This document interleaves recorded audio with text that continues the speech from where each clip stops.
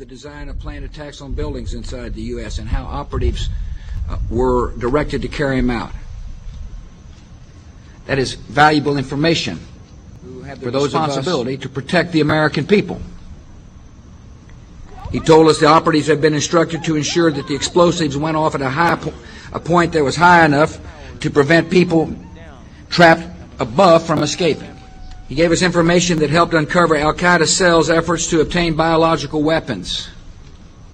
This is Building 7, a 47-story skyscraper that fell on the afternoon of September 11th. The government says that fire brought it down. However, 1,500 architects and engineers concluded it was a controlled demolition. Over 6,000 of my fellow service members have given their lives. And thousands of my fellow first responders are dying. I'm not a conspiracy theorist. I'm a structural engineer. I'm a New York City correction officer. I'm an Air Force pilot. I'm a father who lost his son. We're Americans, and we deserve... I lost my husband. My son. My uncle. My nephew. September 11th, 2001. Most people don't know a third tower fell that day. The government says fire brought it down. The collapse of World Trade Center 7 was primarily due to fires.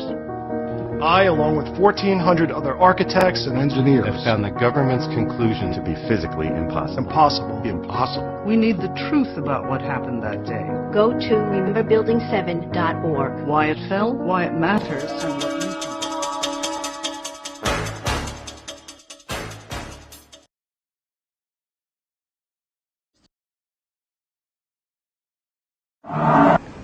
The peace symbol adopted by the drug flower children of the 60s was designed by Gerald Holtham, who was commissioned by One World Government salesman Bertrand Russell. The symbol was never designed as a symbol of peace, but as a symbol of death. It is actually a cross turned upside down with the arms broken and is used by Satanists and in Druid witchcraft. In Germany, the symbol is known as the Death Rune and is found on tombstones of Hitler's Nazi SS officers. CIA's team of ex-Nazis and Skull and Bonesmen financed and trained Osama bin Laden, who pushed the Russians out of Afghanistan by 1989. The CIA then trained and installed the ruthless Taliban regime to run the booming opium trade. After a decade, the long friendship between America and the Taliban suddenly turned ugly. At a meeting held on December 4th, 1997 at Unocal headquarters, American oil men made a proposal to the Taliban about building a pipeline through Afghanistan. Rothschild Shell Oil and Rockefeller's Exxon Oil had invested billions in the Kazakhstan oil and gas reserves just north of Afghanistan. Now they needed a pipeline to transport it to the Persian Gulf. The Taliban demanded a bigger cut and turned down the proposal. Suddenly, the banksters' American-controlled media were calling the Taliban monsters, evildoers, and cruel villains who beat up on women.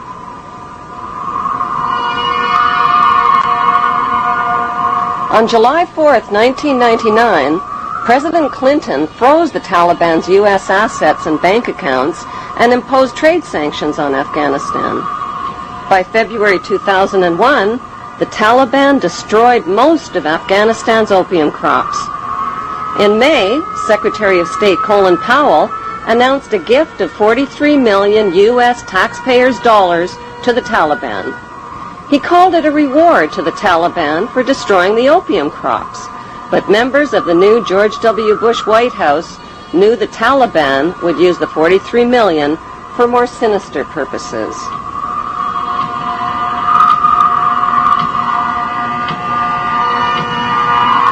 Larger issue is not just not connecting the dots, but not getting the dots. Why was it that CIA was unable to collect information for years inside Afghanistan? When they had authority to kill bin Laden for over 2.5 years, why were they unable to kill him or his lieutenants? Why didn't they have a better capability to do something about it at the source?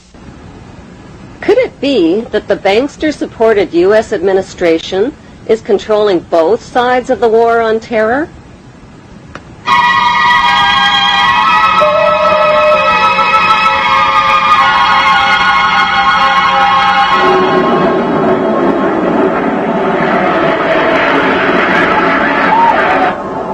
Before the first plane ever even hit the first tower on 911, A massive U.S., British, and NATO troop buildup was already organized and positioned for an attack on Israel's enemies, opium-rich Afghanistan and oil-rich Iraq.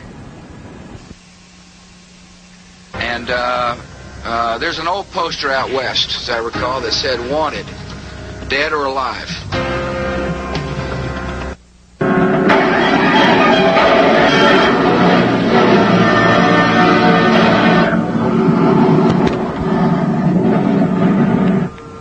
With no solid proof of who was responsible for 9/11, George Bush Jr. attacked the poverty-stricken, war-ravaged country of Afghanistan only 4 weeks after 9/11. The U.S. and British military dropped 12,000 bombs on thousands of buildings and homes, pounding them into dust and rubble and killing 8,000 Afghan people. 20,000 more people died from war-related cold, starvation, and disease. Nobody made a big-budget TV production out of the massacre with a God Bless Afghanistan movie score. The U.S.-British war on Afghanistan left behind millions of starving people and thousands of women who are still veiled, still homeless, and still penniless. Afghanistan is the world's largest producer of opium and now the world's largest producer of heroin. دې علت دا ده چې 14 کاله دلته جنگ تیر شوی، زراعت تباه شوی، شفاخانې تباه شوي، تجارت تباه شوی، تعلیمي ادارې تباه شوي، مکتبونه تباه شوي، سرکونه تباه دي، ولږه ده، فقر ده، خلک بله چاره نه لري څه وکړي. There can never be peace and democracy in Afghanistan. Why? Because peace and democracy would expose and cut off corporate America's opium and heroin trade at the source. So what was the payoff for the U.S.-British war on Afghanistan? 1, the uncooperative Taliban warlords got kicked out and replaced by the cooperative Northern Alliance warlords. 2, opium and heroin production and revenues skyrocketed. 3, Afghanistan got a new leader named Hamid Karzai, who just happens to be an ex-employee of Unocal Oil. 3, America got permission to build their oil and gas pipeline through Afghanistan. And 4, the Bush administration's favorite excuse for war, Osama bin Laden, was allowed to escape. America's second favorite excuse for war, Saddam Hussein, has always been America's patsy. In the 1980s, the United States supported Iraq's invasion of its neighbor, Iran, to stop the spread of Iran's Islamic Revolution. America played both sides of the Iran-Iraq war by supplying Saddam with chemical and biological weapons of mass destruction, and at the same time, America secretly sold weapons to Iran and illegally diverted the money to the Contra-revolutionaries in Central America. During the war, the United States sent a special envoy to see Saddam in 1983. It was Donald Rumsfeld, now the U.S. Defense Secretary. The two men discussed how to reinforce Iraq against a common enemy. This was at a time when Iraq was using chemical weapons on Iranian troops. U.S. companies were supplying components with Washington's knowledge. By 1990, President George Bush Sr. tricked Iraq into another war with another oil-rich neighbor, Kuwait. How? By supplying Kuwait with horizontal drills that could reach beneath the border of Iraq and siphon oil from Iraq's oil fields. Kuwait used the U.S.-made drills to steal 300,000 barrels of oil per day from Iraq, worth over $3 billion annually. The fuse was lit, and Kuwait did nothing to put it out. They pumped oil without restraint from Rumaila oil field, which was accessible to both Kuwait and Iraq, and they exceeded OPEC quotas, flooding the market and driving prices even lower. George Bush Sr. officially promised not to interfere in Iraq's legitimate oil battle with Kuwait, but when Saddam's army entered Kuwait to defend their oil reserves, Bush pounced on them.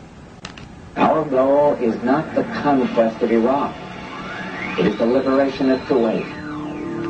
America disposed of its toxic waste problem by building radioactive depleted uranium right into their bombs and dropping them on Iraq. Bush Sr. not only devastated and poisoned Iraq's water systems and infrastructure, he weakened the economies of both Kuwait and Iraq, collected giant profits from rationed Iraqi food for oil programs, and landed massive rebuilding contracts in Kuwait. Bush Sr. followed up the Gulf War with 10 long years of deadly trade sanctions that killed another 1.5 million Iraqi people, including 600,000 children who were cut off from medical supplies. In a bookstore in the United States today, you can find 50 books celebrating different aspects of the war and how grand it all was. And you only find one that points out that this was a war crime, that demonstrates the evidence that shows that we deliberately targeted civilians and killed more than 250,000 people in Iraq. You'll be fighting not to conquer anybody, but to liberate people. In March 2003, President George Bush Jr. launched the second Gulf War.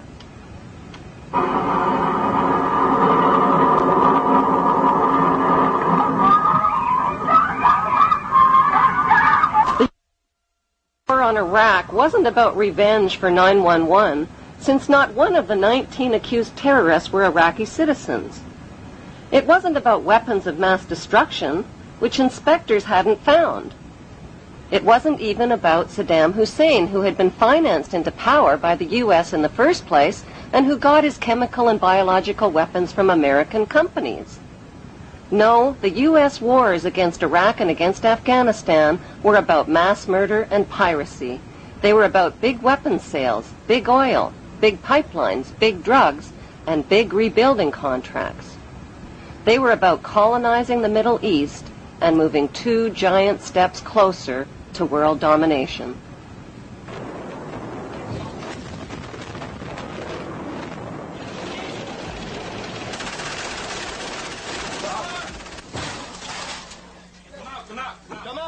Come out!